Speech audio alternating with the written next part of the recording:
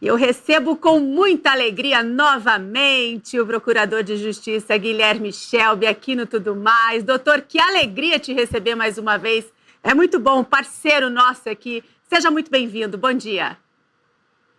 Bom dia, prazer sempre renovado estar aqui com vocês e sabendo que vocês fazem a diferença na divulgação daquilo que é bom. É isso. Obrigado. É isso, doutor. Muito bom dia. Vamos juntos aqui, então, conversar e entender um pouquinho, né, desse cenário que cresce, como eu disse, é um assunto que tem ganhando cada vez mais espaço aqui no nosso país, que é a tal da comemoração do Halloween. O que é o Halloween? Vamos começar assim. Explica para quem está em casa, para a gente iniciar o nosso bate-papo. O Halloween, ele é um festejo dedicado ao espírito dos mortos, ou aos espíritos dos mortos. A sua origem é celta, há 2.500 anos atrás, aproximadamente. Os celtas eram tribos que viviam espalhadas pelo continente geográfico, hoje denominado europeu, e haviam várias visões e perspectivas entre os celtas, mas algo que os unia em comum eram os ritos religiosos. Os druidas eram assim chamados, os sacerdotes dos celtas. Os druidas acreditavam que num período do ano, os mortos, os espíritos dos mortos, eles vinham à Terra, ao mundo dos viventes, e eles teriam, por essa crença, a oportunidade de prever as plantações, se haveria escassez, se haveria abundância, e interferir, inclusive, nesse processo, porque naquele tempo eles eram muito dependentes do clima. Hoje ainda somos, imagina aquele tempo, né? Se houvesse uma seca, um povo inteiro perecia. Muito bem, então essa visão religiosa do sobrenatural sendo alcançado em um momento do dia levou, com o tempo, Idade Média, Idade Moderna, e isso se solidificou, especialmente na Irlanda. A Irlanda é o país assim, que mais preservou os usos e costumes que lá, de forma primeva, se referiam aos celtas. E foi exatamente quando os irlandeses inundaram a América no século XIX. Eu estou falando aqui 1870, 1880. Houve a grande migração dos irlandeses. E aí esses festejos religiosos foram disseminados nos Estados Unidos.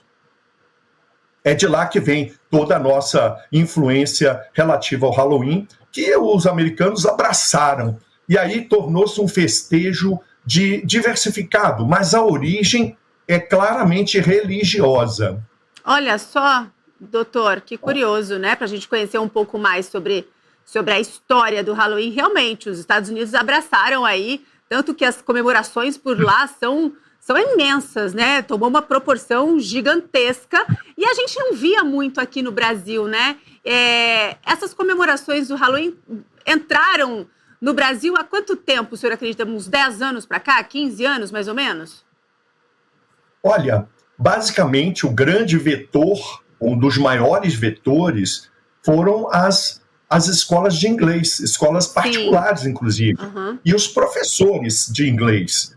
E há também um componente menor, mas há um componente ideológico, porque, vejamos, o Halloween é claramente anticristão. E aqui entra um ponto que é fundamental para nós. Por que o Halloween é anticristão? Porque a Bíblia, e aqui não é só anticristão não, antijudaico também. A Bíblia vamos pensar assim, dos cristãos, os católicos têm um pouquinho de diferença, mas os evangélicos, a Bíblia dos evangélicos, o Antigo Testamento dos evangélicos é igualzinho à Bíblia dos judeus, sim, o Tanakh, né? Então, se você olhar a Bíblia dos judeus, que é o nosso Antigo Testamento, certo, vamos pensar assim, você vai ver dezenas de prescrições, mandamentos de Deus, e aqui é uma questão de fé, estou falando para os cristãos.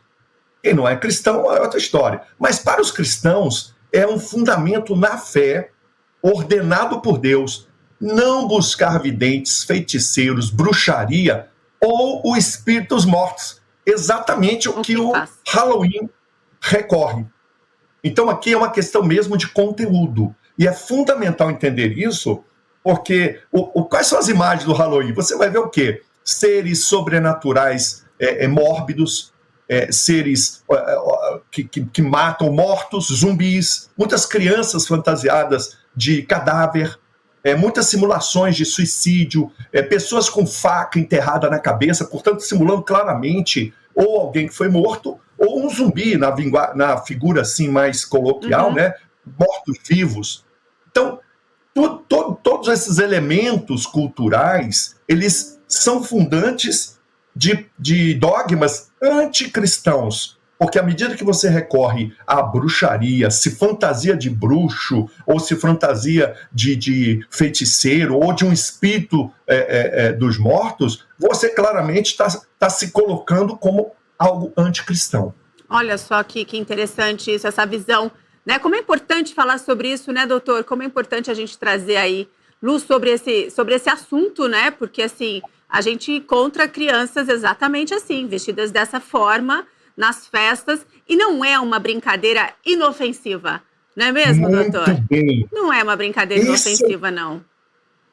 Olha, você tocou no ponto central. Os pedagogos que defendem o Halloween, eles falam muito isso, viu? Os professores, bem, né? Olha, eles falam, não, isso é só uma brincadeira. Aí eu pergunto assim, a gente vai poder brincar de arminha, os crianças vão poder brincar de arminha de brinquedo, arminha de fogo de brinquedo no Halloween?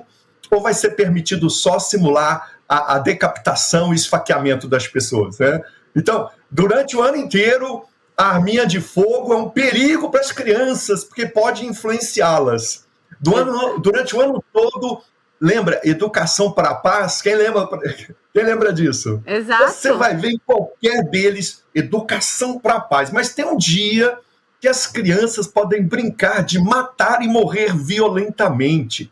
Então, a história não cola, e isso aí eu quero dizer mais. Aqui está um ponto central para nós, que não é brincadeira, não. Tanto que, quer ver como não é brincadeira?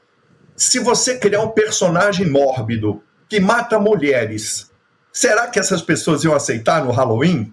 Ou que mate alguém da minoria? Claro que não! Aí não é brincadeira mais.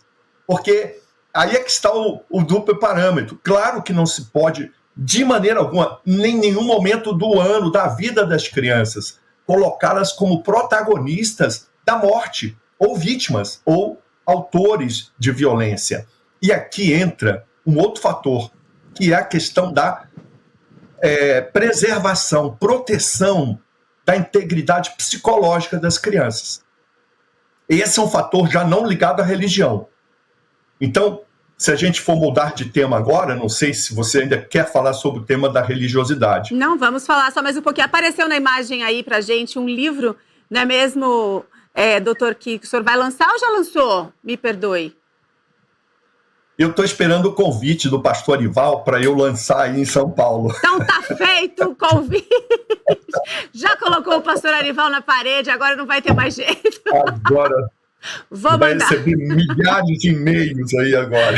Sensacional, muito bom, doutor. É isso. Está disponível. Está disponível. Está disponível. Agora, quem desejar, se for no meu Instagram, Guilherme Shelby... Coloca pra gente a capa aí, Lu, por favor. Coloca de novo, doutor. Vai no seu Instagram? Vai no Instagram e lá você tem a bio, né? Bio. Uhum. E vai ter 3 links. Um dos links é o link do e-book. Então, as pessoas podem adquirir esse e-book, viu? Ele vai trabalhar os temas. Sim, o primeiro passo é a questão da anticristão, o Halloween é anticristão. E por que isso é importante? Porque em repartições públicas, aqui entra o ponto, artigo 19, inciso 1º da Constituição, garante o Estado laico. O Estado laico significa que o Estado, ou escola pública, hospital, qualquer área pública de repartição pública, não pode nem favorecer religiões, nem desfavorecê-las. O Estado laico não é só o Estado não pode ajudar ou favorecer uma religião, também não pode abraçar preceitos contrários a uma religião. Então, o Halloween é anticristão e antijudaico. Olha só. Então, nenhuma escola municipal, pelo princípio do Estado laico, seja escola municipal, estadual ou universidade, não pode. Aqui, independente de haver ou não cristãos no lugar. Por quê? Porque o Estado laico não permite que um ambiente público, escola, universidade, hospital, adote, patrocine atividades contra uma religião. E o Halloween é claramente anticristão, os fundamentos são diversos, não há dúvida quanto a isso, pelos preceitos bíblicos, e incumbe, portanto, ao poder público não abraçar, patrocinar, permitir que no ambiente de repartições públicas ocorra esse festejo. E para que a gente fale disso, tem que mencionar os preceitos bíblicos e o que se faz e o que é o Halloween. Então, esse é o ponto primeiro. O segundo ponto diz respeito à presença de crianças e adolescentes expostas às imagens comumente veiculadas nos festejos de Halloween. Eu apresento aí dezenas de casos de escolas brasileiras onde você tem simulação de violência. Violência que crianças menores de 10 anos não têm capacidade de entender que aquilo é uma simulação. Então, aquilo é uma violação da integridade da criança exposta àquela imagem. Então, se é uma escola que tem criança, aqui eu já não estou me referindo mais à questão do Estado laico. Pode ser uma escola privada, uma escola particular, que não se aplica ao princípio do Estado laico, porque é uma escola particular. A escola privada, as imagens do Halloween não podem violar a integridade psicológica de alunos com menos de 10 anos ou 12 anos. Eu vou dar um exemplo para você. Segundo o Ministério da Justiça, qualquer imagem onde conste uma arma e a sua utilização para um contexto de violência, e aqui é a simulação mesmo, não precisa ser um crime real. Pode ser real, sim, uma foto de um crime acontecido, onde há sangue e a faca, né? Ou pode ser uma simulação, não importa. Seja real, seja simulação, se a imagem contempla a arma e o sangue decorrente do uso da arma, é proibido para menores de 12 anos. Olha só, é por lei então, né? É proibido mesmo, né? Expor a criança e a violência. Aqui não é bem uma lei. Não é uma lei? Não é bem uma lei. Tá. É a classificação indicativa do Ministério da Justiça, que é obrigatória para as repartições públicas, porque faz parte do sistema de defesa das crianças. O Superior Tribunal de Justiça, olha que interessante, tem decisões, não é um tribunal qualquer, não. Não, é o Superior. É o Superior Tribunal de Justiça. Ele tem decisões onde ele diz que quando a classificação indicativa diz que aquela imagem é proibida para menores de 18 anos, ela se torna proibitiva para todos. Entenda? Aqui já não é só a classificação indicativa, é uma jurisprudência do maior tribunal de interpretação das leis federais brasileiras. Portanto, há decisões da Justiça, e aqui também eu quero dizer o artigo 186 do Código Civil, porque quando você expõe a crianças imagens que provocam traumas, que provocam dor, ou que são, do ponto de vista normativo, impróprias, e é o caso da classificação indicativa, quando alguém expõe, seja um professor, seja qualquer pessoa, em qualquer ambiente, até igrejas, viu? Se o professor apresenta a imagem que a classificação indicativa diz é proibida para menores de 18 anos, ou para um menino de 8 anos sendo exposto a imagens proibidas para menores de 14 anos, configura-se o que a Justiça diz que é o dano moral imediato.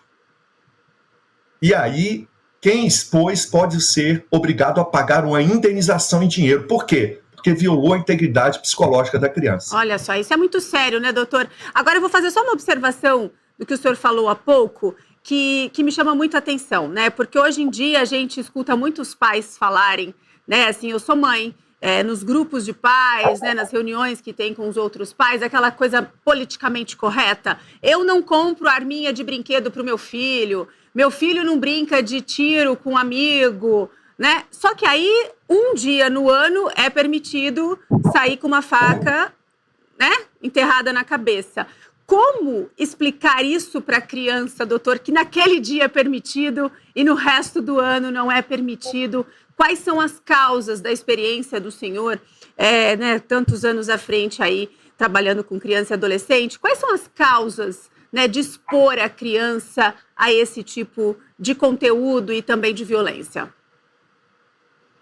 A Organização Mundial da Saúde, a OMS, preocupada com essa influência das imagens em crianças e adolescentes, realizou uma pesquisa. Não é o Guilherme Shelby e sua experiência. Eu posso falar também sobre a minha experiência. Certo. É a Organização Mundial da Saúde, OMS. Qual era o tema? O tema era em que medida as imagens de cigarro em filmes comerciais, filmes de Hollywood, etc., em que medida a imagem de personagens fumando influenciavam crianças e adolescentes que assistiam aquele filme. A conclusão da OMS, depois de 10 anos de pesquisa, é que a imagem tem profunda influência, olha, em filmes. Em filmes, a criança sabe que é um filme, ela está vendo no cinema, mas ao ver alguém fumando, e aqui o tema não é a imagem de alguém fumando, a influência da imagem.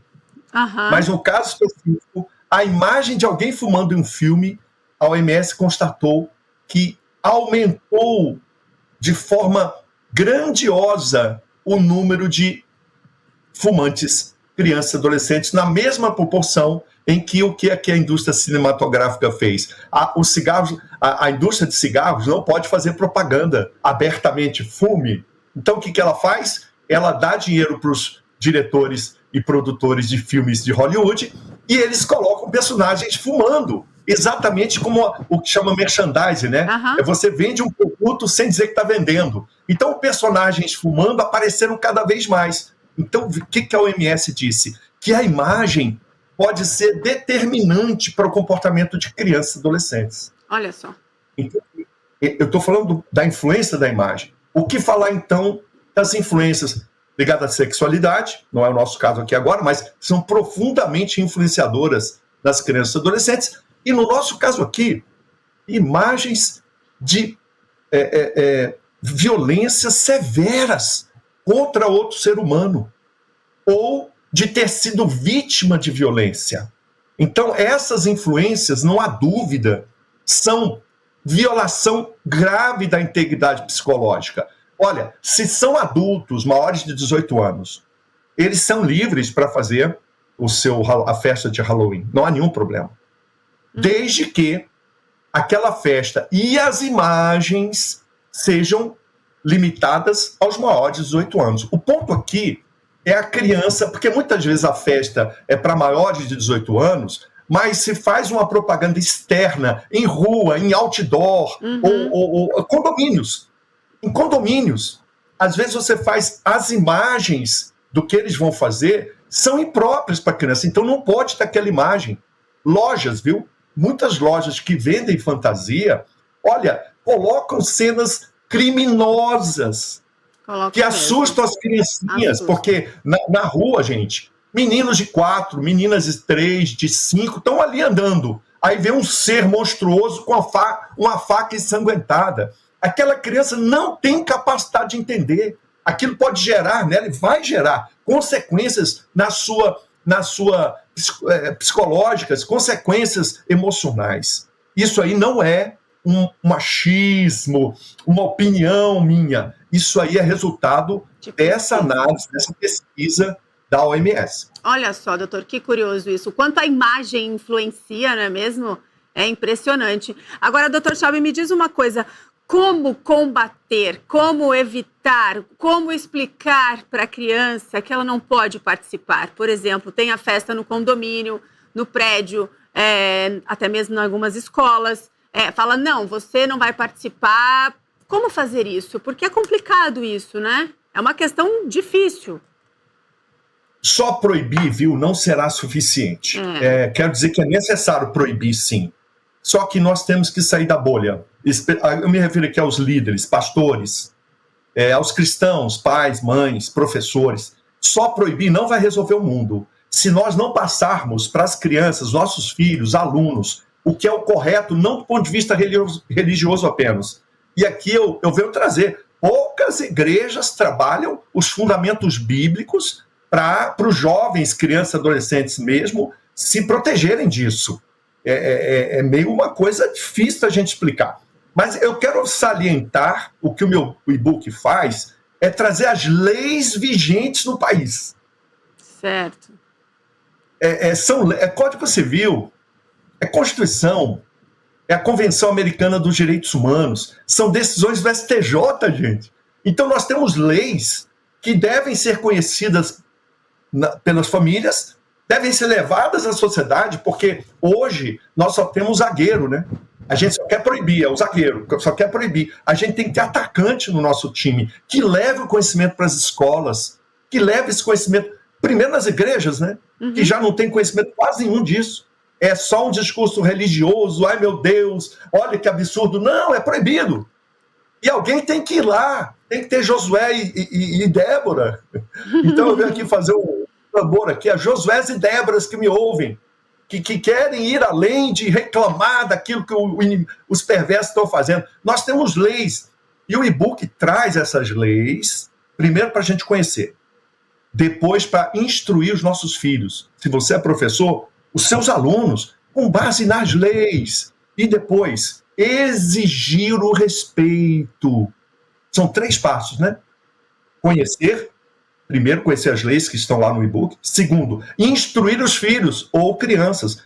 Quem é do Ministério Infantil, por favor, comece a falar com as famílias. Olha, tem uma lei, é proibido por isso, é proibido por aquilo. Mas não é só proibir, é mostrar que, olha, isso aqui é uma violação da integridade das crianças. E o STJ, as leis proíbem.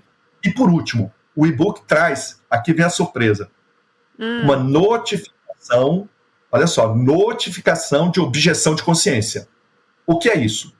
É um documento que qualquer cristão pode levar às instituições, escolas, qualquer local onde ele esteja, o seu filho esteja, onde ele diz, olha, isso aqui não pode ser feito nesse lugar. Olha e só. Lá contém um resumo as leis de forma muito coerente, de forma muito equilibrada, e alertando sobre a proteção da criança. Não é religião, não. Pode até ter religião, mas no caso da escola pública, porque é o Estado laico.